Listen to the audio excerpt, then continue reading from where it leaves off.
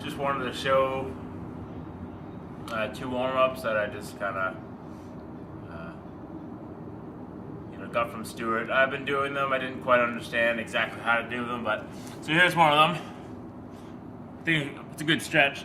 Just lay down, arms out. What you want to do is you're gonna raise, keep your palms flat on the ground. You're gonna raise your leg up first, just up, and then out to here, a little bit below your hand. And then what you're going to do is you're going to tap that foot up to here.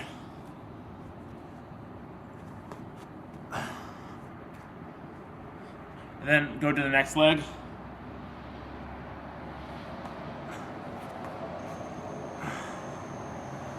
Up. Out. Up.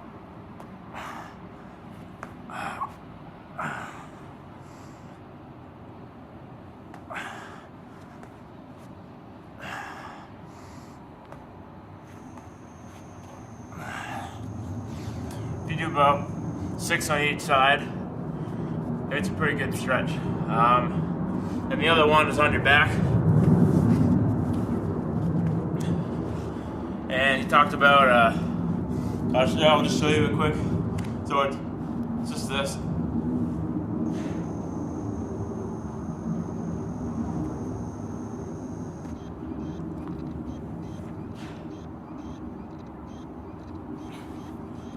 You want to do like 6 on each side, and one of the things he said he wants to get you to start to do is to be able to like walk your feet on the ground. So he said one way to start, and sometimes he said it helps if you can grab something, is I'll just show you how to do it. Is you're just going to touch your feet down in the corner, then you're going to walk them out.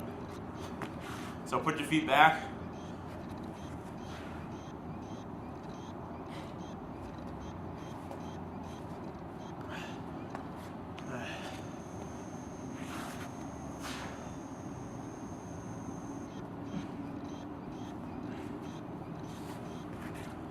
So the stretch would be a little bit better if I was able to ground myself with something to grab onto. I'd be able to walk them out that far.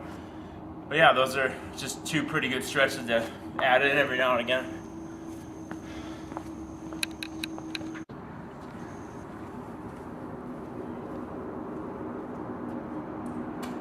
Alright, so last time I talked about the release a little bit, about being back. I'll inform you a little bit differently this time. Yeah, it is correct about being back. Maybe not as much as I was saying. Basically, everything I'm giving you the best that I can. But Stuart always kind of says it differently, shows me a little bit differently each time. So it's trying for me to interpret everything. So this is just me trying to interpret everything the best I can. So basically, with the release is when your right leg's coming through, you don't even want to think about doing any more of a turn. He basically was just showing me the right leg's coming down, turn, and you lift. But you need to gain the flexibility in order to get all the way around. You really want to get the left side out of it, and so what that means is you need to stop it from turning. Because if you're getting it to turn, that means you're putting the left side into it, and you're going to be turning with the left. So it's important to make sure that when you touch it down, the only thing that's moving is the right, and you can just think about the left planting as early as you can, and then think about relief, like lifting off to the side. One of the drills that he showed me that helped me kind of find where that balance point is. Once you're driving the right leg over, and then you sit back. So you're driving and then back.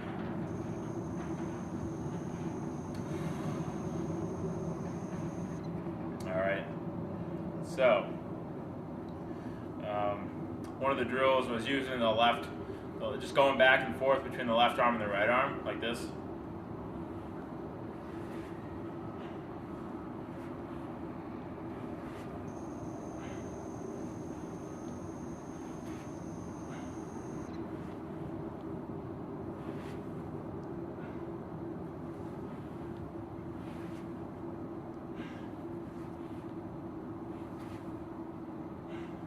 So if you have them do it, don't let them reset their feet over. Just have it done in the same spot each time. So left arm. So when you throw your arm back, especially the left, you want to try to get it to 180 and beyond 180. You don't want to stop and then do it. So you want to keep it continuous. So throw it. And what he was trying to teach me is, I'm coming through and I'm slowing up on my release. So with this, you want to make sure that you let your hand go up a little bit to 180, and then you come down, let it go through the middle. You're not just swinging it right around. You gotta swing it down, and you gotta let it swing right back up to 180. You don't want it to take time out to the left. You just striking, just thinking about striking right back to 180, then right hand. And one of the things that helps when you're doing it over and over again, you be like left and then right, just keep going. He mentioned make sure you don't wind up with the right hand. So after my left is done, don't bring the right up and bring it down. Just bring it from here around, and then the left arm, just bring it right down again. So just keep doing that. When you do it over and over again, it helps you to find that balance. So you don't want to be back too much. You just want what he says is on the last, going into the last turn and going into the release, you want to get your weight onto your right leg. So it's not necessarily like leaning back on it, it's making sure your weight's on the right leg. So when you're driving over, you're sitting your weight onto your right leg. And that's going to be the balance that you want. Is when you come through and throw, you don't want to be back too far, but you want to be balanced very nicely between both legs. And so when you do this drill over and over, it'll get a good sense of balance.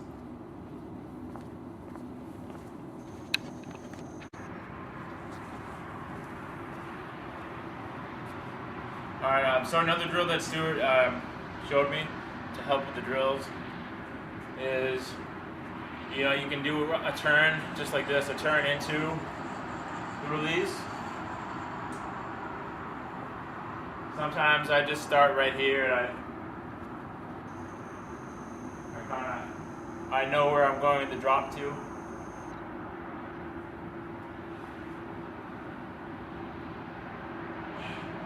So what I'm doing is, when you step in, you need to take the left out of the throw.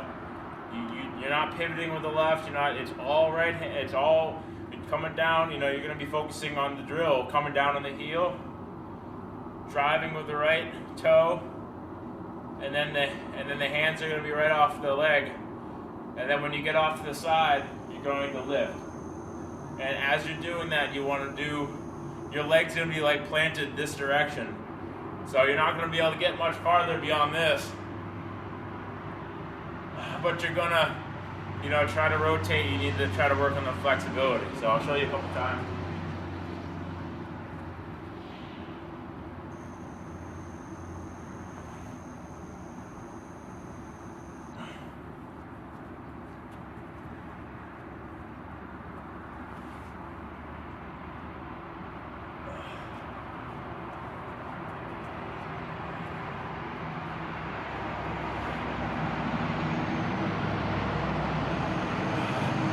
So it's a pretty challenging drill. You start landing on the heel, you start to get to work that right leg, and it gets you used to just lifting the arms straight up for the release and start working on a good post leg. One of the things about that is making sure you're getting the drop in. So you're going to be looking right out there. thinking about straight up and down with that drop. Try not to go forward, just straight up.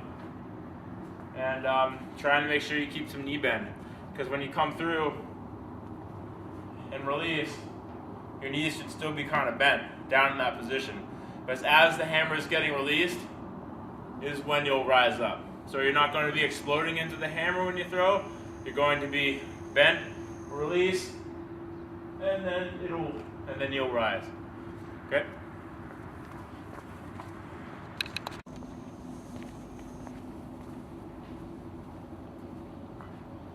All right, something that I learned, which is a pretty good thing, I think. I know a lot of the problems and a lot of things that happened during my throw that has really caused a big disruption in my throw. I feel like this will solve that problem. So what it is what I talked earlier about when you're coming off winds or off the entrance, one of the first things to do is turn that knee, so your toe turn. If you're a heel turner, you're gonna come in anyways. So yeah, so toe turn. So this is the position you're looking for. This bow-legged, it's the squat position, right? So I mean, when I do my squats, I have them out a little bit. That's how they're gonna be. So this is the position I'm fighting for. I've been doing pretty good on this with the toe turn. I haven't had much of a problem. I kind of understand that.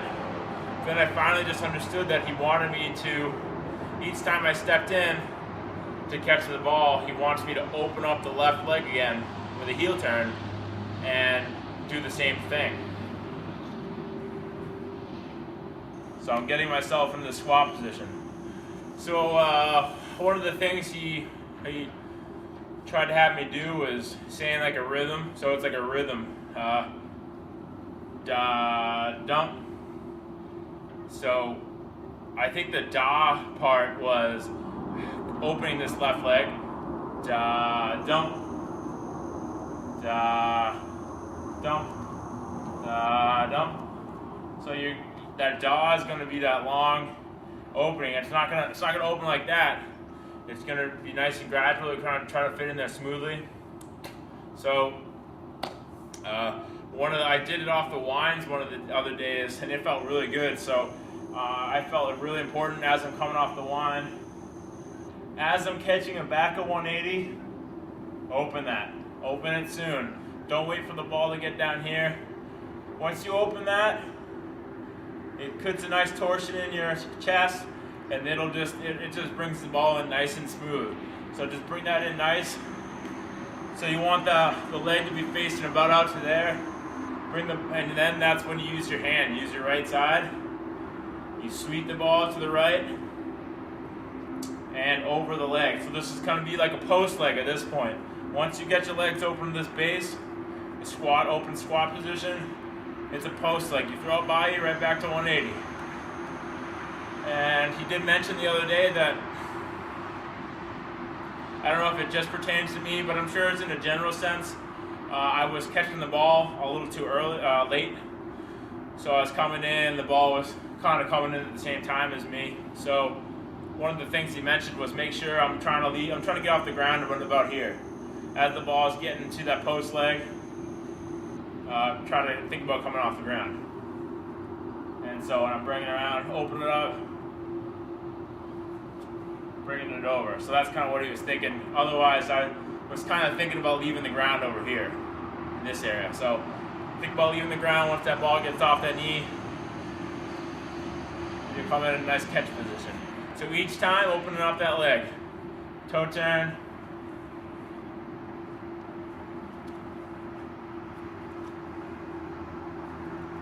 So he talked about the left toe, the left side, turning its way, thinking about pointing the left leg to 180.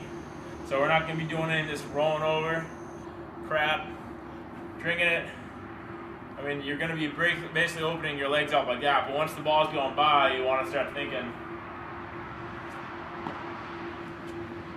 that it's going to open up to 180. So I'm going to do some drills later.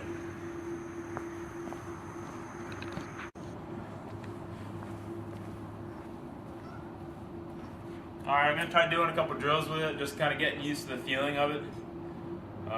Just do it slow. He had me practice with the 35-pound weight, just nice and easy, opening it up, bringing it around.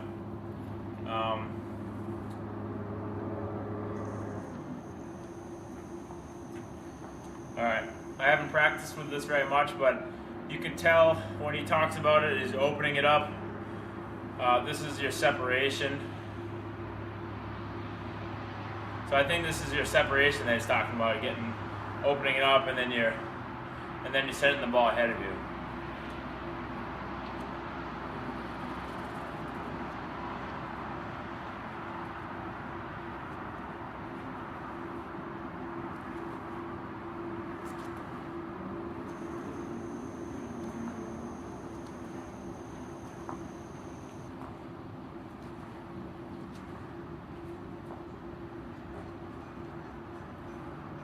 So I can kind of feel it. I mean, it's a little rough on this javelin turf, but I can feel the rhythm's a little different. It's a little open up, the ball's going through, open up, the ball's going through. You want to keep them separate, and you just don't want them to go together. You just don't want everything turning together. You're just going to be turning inside the ball, so this is going to be how you start to use the ball to your advantage.